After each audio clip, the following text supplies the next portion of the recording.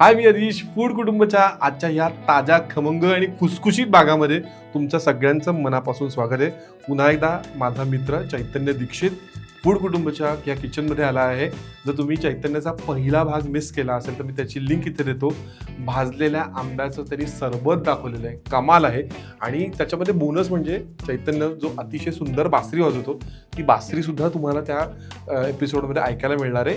पण ह्या भागामध्ये अजूनही खास सरप्राईजेस आहेत. ती काय आहेत जाणून घेण्यासाठी ट्यून्ड इन राहा, कारण म्युझिकच्या पलीकडे ही सगळी सरप्राईजेस उलगडणार आहेत.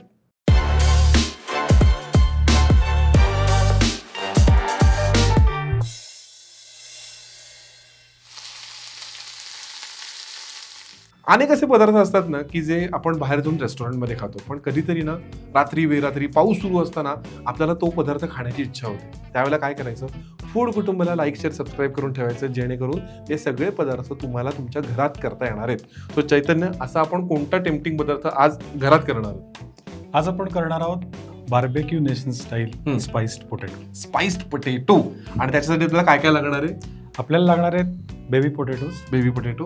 त्यानंतर आपल्याला लागणार आहेत mixed herbs, mix chilli flakes, garlic powder, mayonnaise, chilli sauce, थोडं केचप, बटर, गार्लिक, कांदा आणि कॉर्नस्टार्च आणि थोडी राईस फ्लावर. थोडंसं राईस फ्लोअर. ओके. सो आता आम्ही तुमचा वेळ वाचवा, म्हणजे तुम्हाला पटकन रेसिपी बघता यावी म्हणून काय केलंय तर आम्ही इथे ऑलरेडी बटाटे उकडून ठेवले. पण ते करताना आपण काय काय काळजी घेतली ते सांगता येतं? येस, सगळ्यात पहिली गोष्ट म्हणजे बटाटे व्यवस्थित धुवून घ्यायचे आणि उकडल्यानंतर त्याची सालं आपण काढणार नाही. आणि किती साधारण बटाटा उकडतो आपण, तर खूपही तो असा मेड नाही व्हायला पाहिजे असा नाही करायचा, कारण आपल्याला नंतर तो थोडा स्मॅश करायचा आहे. तर त्या दृष्टीनं तो तेवढा स्टर्डी पण राहायला पाहिजे. ओके, आपण एक दाखवूयात का, म्हणजे त्यांना अंदाज येईल. हा सुरीच्या पात्यानंच मी करतोय.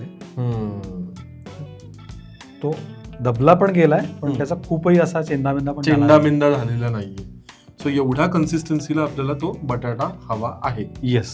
ओके. आणि त्याचं साल ठेवण्यामागे कारण असं आहे की नंतर आपण कॉर्नस्टार्च आणि राईस फ्लावरची आपण जी स्लरी करणार आहोत, तर त्यातनं आपण तो बटाटा काढून मग आपण बटरवरती थोडा परतून घेणार. ती साल असल्यामुळं तो एकदम क्रंची होतो, त्याला एक क्रिस्प येतो त्याच्यामुळे. सो एक काम करतो, आम्ही हे जे सगळे बटाटे आहेत ना ते असे छान फ्लॅट करून घेतो. तोपर्यंत तुम्ही काय करणार? अर्थातच फूड कुटुंबाला लाईक शेअर सबस्क्राईब करणार, पण आमचं हे जे सुंदर किचन आहे ना, जे पॉटरी डिनच्या छान भांड्यांनी सजलंय, येस, अर्चना देशपांडे ह्या ज्या आपल्या ज्या मराठमोळे उद्योजक आहेत त्यांचा हा ब्रँड आहे. त्या ब्रँडची पटकन एक टूर घ्या.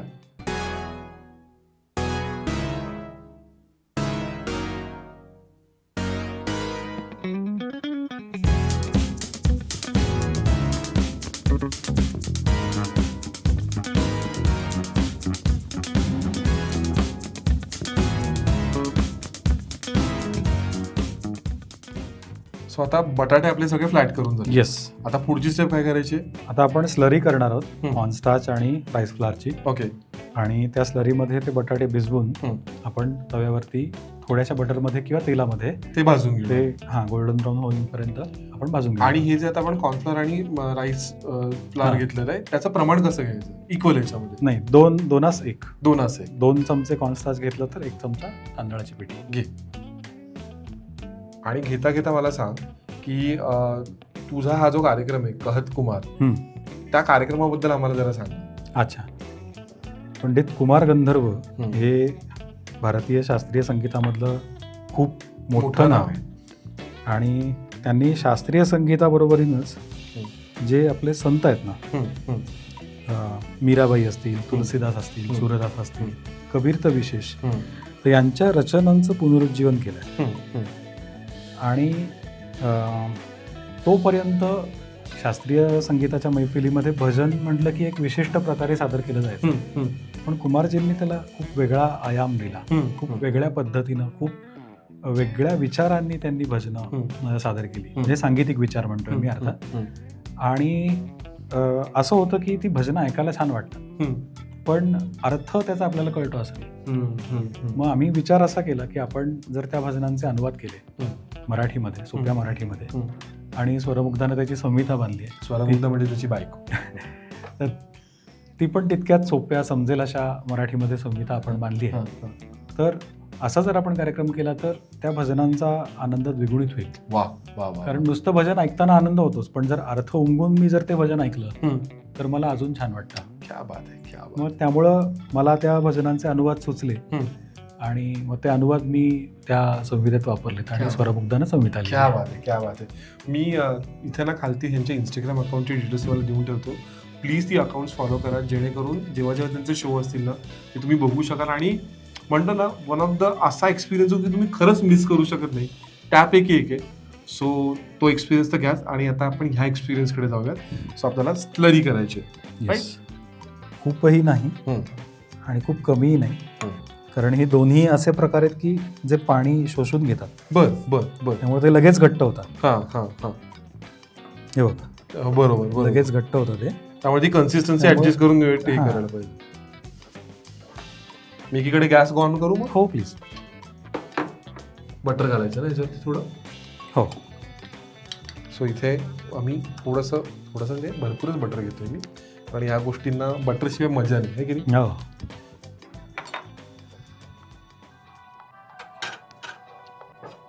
सो बटर आपलं छान मेल्ट होत आहे आणि याच्यावरती आता आपल्याला ते बटाटे सगळे गोल्डन ब्राऊन होईपर्यंत आपल्याला ते क्रिस्प करून घ्यायचं. राईट. सो असा एक एक बुडवलेला हे डायरेक्ट आपल्याला ह्याच्यावरती टाकायचं आहे. येस. परफेक्ट. असा चर्र आवाज यायला पाहिजे.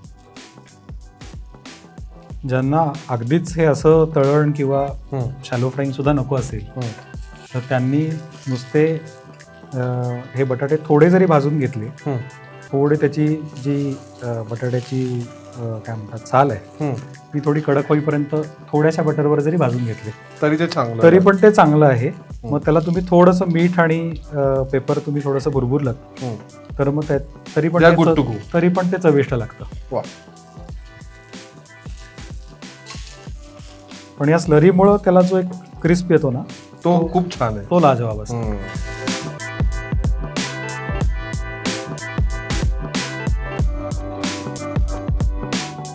आई शप्पथ सांगतोय, हे बटाटे आता इतके कमाल क्रिस्पी झालेत की मला असेच ते खायची इच्छा होती.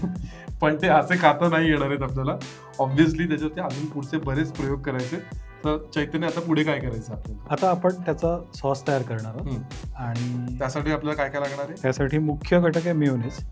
मेयोनेज काही जणांना हेल्दी वाटत नाही, तर त्याच्यासाठीचा ऑप्शन पण सांगून ठेवतो. दही वापरू शकता किंवा पनीर आणि दही मिक्सरला फिरवून त्याचा पण सॉस आपण वापरू शकतो. आज आपण मात्र मेयोनेजच वापरणार आहे. मेयोनेज, केचप, चिली सॉस, कांदा आणि आपण गार्लिक पावडर घेतली आहे, चिली फ्लेक्स घेतलेत आणि मिक्स करायचे. ते आपण सगळे एकत्र करणार. तर त्याची कन्सिस्टन्सी थोडीशी पाणी किंवा दूध काहीही घालून तुम्ही सारखी करू शकता. ती कन्सिस्टन्सी आपली सिद्ध झाली की आपलं झालं काम.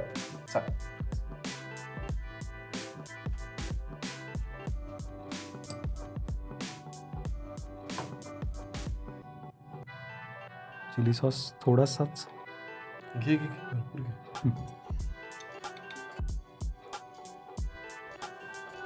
तो तुम्ही चवीनुसार घेऊ शकता. केचप पण थोडंसं, कारण काय होतं मेयोनीज पण थोडंसं आंबटसर असतं, खूप आंबट लागू नये ते, म्हणून ही काळजी. घे ना, घे सगळं घे.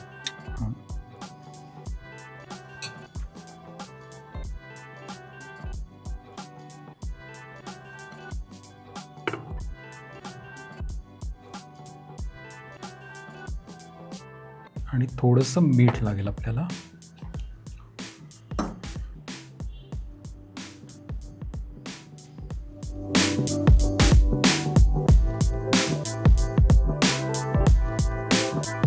सो आपल्या स्पाइस पोटॅटोचा हा जो स्पाइस आहे, म्हणजे हा जो सॉस आहे, हा तयार झालाय.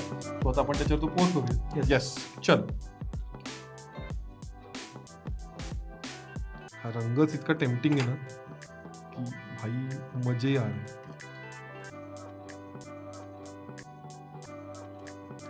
सो जसं चैतन्याने मगाशी सांगितलं होतं की त्याची कन्सिस्टन्सी ॲडजस्ट करण्यासाठी तुम्ही त्याच्यामध्ये दूध किंवा पाणी घालू शकता. आम्ही पाण्याचा वापर केला आहे. परफेक्ट. सो चैतन्य, हे झालं की आपलं तयार आहे का अजूनही काही कुठली एक सिक्रेट स्टेप काही बाकी आहे? तर ती माझी स्वतःची ऍडिशन आहे. हा. बारीक चिरलेला लसूण तळून क्रिस्प करून याच्यावरती घालणार क्या बात आहे. आणि कांदा. कांदा. येस, कांदा नुसता घालू शकतो. हा, मग एक काम करतो, मी कांदा घालतो, Yes. तोपर्यंत तुझी फोडणी तयार कर. राईट. सो पहिल्यांदा तू बटर घेतोस त्याच्यामध्ये. हां, तेलात पण करू शकता, पण आपण आज पण बटरची फोडणी ही कॉन्सेप्टच मला खूप आवडलेली आहे यार. म्हणजे एनिथिंग विथ बटर म्हणजे लाईफ इज ब्युटिफुल. येस. आणि बटर पातळ झालं की लगेच गॅस बंद करून टाकायचा. म्हणजे ते जळणार नाही. येस. म्हणजे आपण बारीक चिरलेलं लसूण लसूण घातलं. त्यांनी एक चांगला छान वरणाचा क्रंच येत असेल ना. येस. या बात. वासच बघ कसा आला. कमाल कमाल. गॅस बंद करायचा. डायरेक्ट ही फोडणी घालायची. हो, डायरेक्ट घालू शकतो. हा, तो गार्लिक ब्रेडचा जो एक वास असतो बघ, येस. तो आला. कमाल.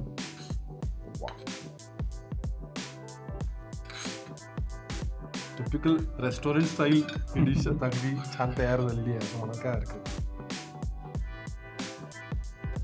सो तुम्ही आता ह्याचा फायनल लुक बघून घ्या आणि मग जनहितार्थ मी करेन याचं टेस्टिंग सेशन.